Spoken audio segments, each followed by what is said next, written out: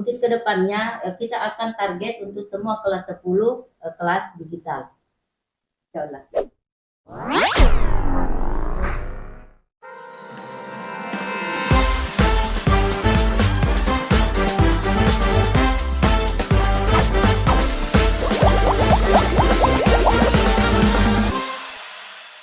Assalamualaikum, halo Sobat Mansa, kembali lagi bersama kami di Karampuang Podcast. Bersama saya Alfitria dan bintang tamu kita kali ini yang menjabat sebagai Wakil Kepala Madrasah. Ya, betul sekali, Ibu Sulastri Jamruddin SAG. Assalamualaikum Ibu, bagaimana kabar Tak? Waalaikumsalam warahmatullahi wabarakatuh. Alhamdulillah, kabar baik. Sehat.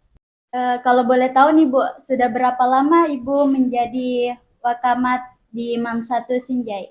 Ya.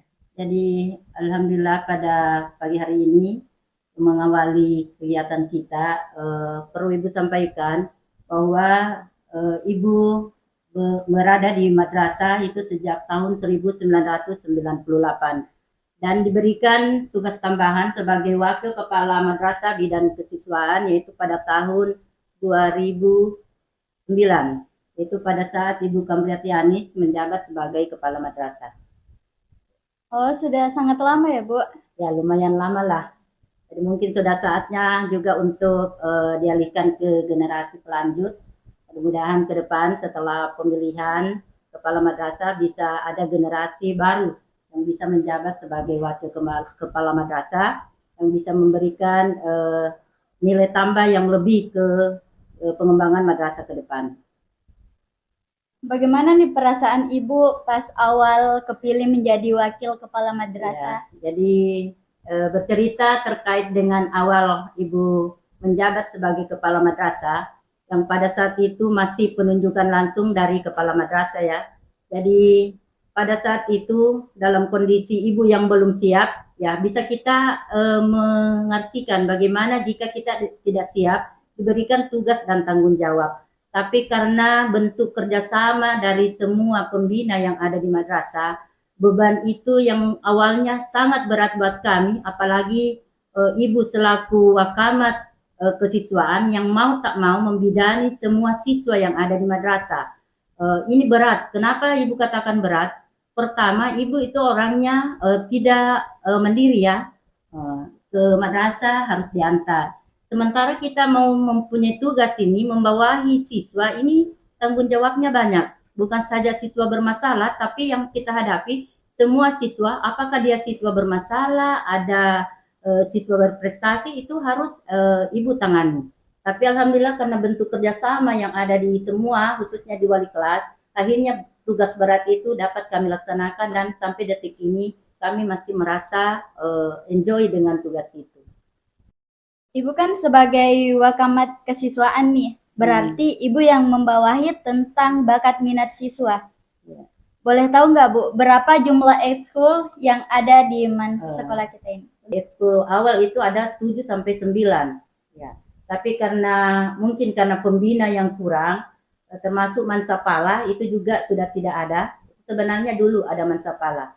Kalau terkait dengan podcast ini pernah ada yaitu jurnalistik. Ya, sebenarnya itu awalnya jurnalistik. Jadi ini bukan sebenarnya baru. Tapi pernah ada cuma alat mungkin yang belum lengkap saat itu. Jadi kalau awal Ibu itu 7 sampai 9 ekskul itu terlaksana. Nah Bu, apa sih prestasi luar biasa dari beberapa ekskul yang berkesan dari Ibu pribadi? Ya. Jadi untuk prestasi ekskul sejak Ibu menjabat itu kita pernah juara tingkat nasional, atlet terbaik tingkat nasional. Itu pada 2000 zamannya, sekarang sudah jadi pembina olahraga Bu Rahmatia. Itu dia sudah mewakili madrasah ke tingkat nasional. Ibu kan sebagai Wakamat kesiswaan, terus juga diberikan amanah untuk menjadi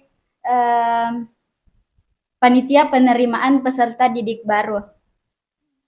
Ya. Bagaimana perkembangan penerimaan siswa peserta didik baru dari tahun ke tahun, Bu? Ya. Jadi terkait dengan penerimaan peserta didik baru. Kebetulan pada saat pembentukan panitia pada tanggal 9 Februari itu ditunjuk ya untuk Wakamat Kesiswaan selaku penanggung jawab.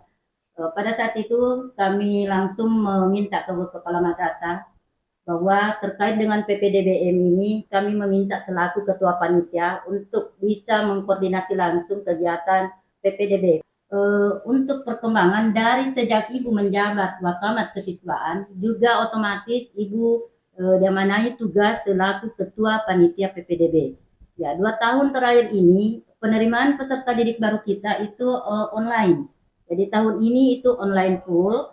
Walaupun dari segi pendaftarannya kami meminta ke koordinator pendaftaran Pak Muhtarim untuk tetap ada piket. Ya. Kapan nih Bu terbuka jalur apa namanya tahap kedua? Ya, karena sekarang masih pendaftaran tahap ketiga istilahnya ya, karena ini aplikasinya sama sesursel, sehingga tahap ketiga ini selesai nanti setelah pendaftaran ulang. Sementara sekarang pendaftaran ulang sampai dengan hari Jumat. Jadi insya Allah kami akan buka gelombang kedua yaitu tahap 4 untuk seleksi bersama pada tanggal 14 Juni. Ya, itu sepekan. Di PPDB Mansa tuh ada nggak sih Bu kayak zona-zona yang di jalur yang Ya. di Sebenarnya jalurnya ada. Di Juknis itu untuk penerimaan peserta didik baru ada beberapa jalur. Tapi kami kemarin sepakat karena kita ceritanya masih ini proses pembelajaran dalam penerimaan peserta didik baru, masih banyak siswa yang belum tahu jalur apa, sosialisasi kurang, sehingga kami hanya memilih jalur reguler. Walaupun sebenarnya bisa kita lihat juga prestasinya siswa dengan melihat nilai yang ada lewat nilai rapor. Karena sebenarnya ada jalur afirmasi, prestasi, reguler. Yang kita pilih ini jalur reguler. Oh jadi tidak termasuk jalur zona gitu Bu? Iya. Tidak. Tidak. Ada nggak Bu kayak prioritas siswa berprestasi yang atau prioritas yang lain yang Ibu ketahui? Ya, insya Allah nanti pada setelah dinyatakan sebagai siswa MAN 1, kami tetap target ada kelas digital. Kalau kelas prestasi mungkin ini kami sudah abaikan beberapa tahun yang lalu. Kalau jalur prestasi itu apalagi kurikulum merdeka sekarang, itu kan siswa memilih. Jadi terserah dia di mana, sehingga untuk jalur prestasi tidak kami prioritaskan, tapi kami tetap akan masuk pada kelas digital. Nanti nih Bu, berapa banyak kelas yang digunakan untuk menjadi kelas digital? Ya, untuk kelas digital sebenarnya dari tahun kemarin kami dengan kurikulum itu sudah mentarget untuk semua kelas 10 kelas digital. Tapi karena sarana itu tahun kemarin belum mencukupi, jadi kami cuma ambil sampel yaitu kelas 10 1 dan kelas 11 1. Karena saya lihat tahun ini sudah lengkap di kelas 10, mungkin ke depannya kita akan target untuk semua kelas 10 kelas digital.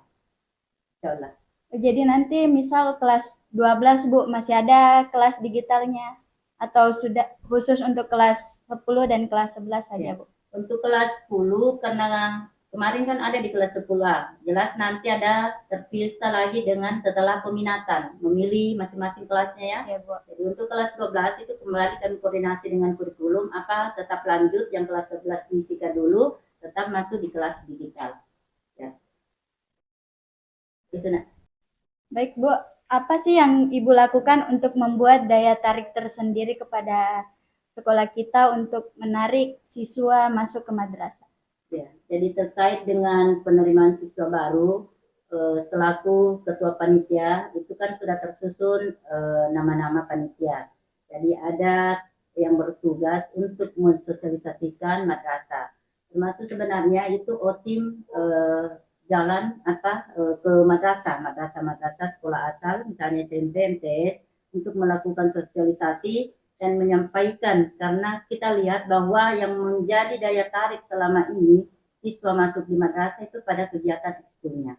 Nah, Jadi kami rencanakan untuk kedepannya nanti ini akan kami koordinasi kembali yang mengaktifkan kembali drum band di Mansatu. Ya, karena ini dulu yang banyak menarik siswa masuk di madrasah. Jadi ini menjual kita ke madrasah, menjual keluar madrasah kita itu lewat ekskul yang ada dengan banyaknya lomba-lomba yang kita ikuti. Makanya kita setiap pada kegiatan lomba kita berusaha untuk ikut dan harus juara supaya yang punya minat, yang punya bakat di situ dia bisa tertarik masuk di madrasah kita. Seperti itu. Baik Bu, terima kasih banyak untuk waktunya kali ini. Nah, sama-sama.